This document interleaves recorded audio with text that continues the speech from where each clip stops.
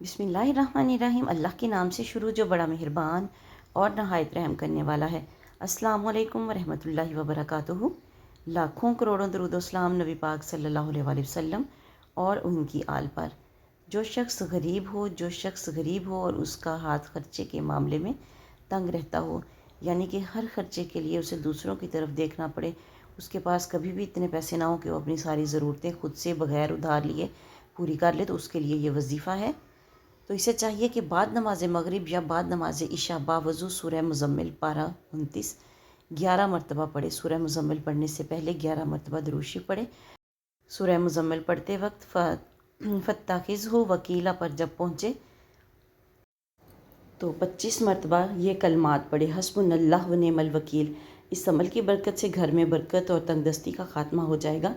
घर में बरकत होगी और तंगदस्ती का ख़ात्मा हो जाएगा और रोज़ी में बरकत पैदा होगी। शर्त यह है कि यह अमल रोज़ाना बिला नागा करे और पाबंदी से करेगा तो इसका फल ज़रूर पाएगा।